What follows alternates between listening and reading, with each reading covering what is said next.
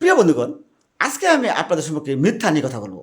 মিথ্যার কি সুবিধা, মানুষ কেন মিথ্যা বলে, পত্রিকায় কেন মিথ্যা গুজব ছড়ানো হয়, এই বিষয়ে পত্রিকার কি লাভ হয়, চলেন এই বিষয়ে আজকে একটা অনুসন্ধান চালাই।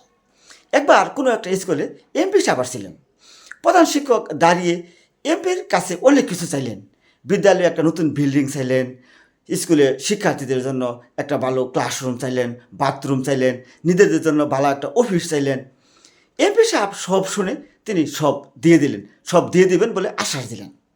তারপর এমপি সাহেব যখন ফিরে যান, তখন তার সহকারী বলেন যে স্যার, এত টাকা তো আমাদের কাছে নাই। আপনি যে স্যারকে, প্রধান শিক্ষককে বললেন যে এই সব দিয়ে দিবেন, এটা তো আমাদের পক্ষে সম্ভব না। এমপি সাহেব হেসে বললেন, আমি যখন মঞ্চে দাঁড়িয়ে বললাম যে এই সব দিব, এটা শুনেছে কিন্তু হাজার হাজার জনগণ, কিন্তু আমি যে দিতে পারবো না এটা কিন্তু একমাত্র প্রধান শিক্ষকই জানবে। আপনি ভাবতে পারেন এই মিথ্যা বলার কী সুবিধা? আচ্ছা, এখন প্রশ্ন হলো, সংবাদপত্রগুলো কেন মিথ্যা প্রচার করে, মিথ্যা প্রচারে কী সুবিধা হয়? চলেন আরেকটা উদাহরণ দিই। ধরেন আপনি বিয়ে করেছেন, আজকে 8-10 বছর হইল। আমাকে একবার আপনার শ্বশুরবাড়িতে নিয়ে গেলেন। আমাকে আপনার শ্বশুরবাড়ি কেউ চিনে না, কিন্তু আপনাকে চিনে। আপনি ওইখানে গিয়ে আপনার শ্বশুর শাশুড়ি, শালা সুমন্দি, শাশুড়ি শালি সবাইকে বললেন যে আমার সাথে যে লোকটা আসছে ওর কিন্তু চুরির অভ্যাস আছে, তোমরা একটু সতর্ক থাকবা।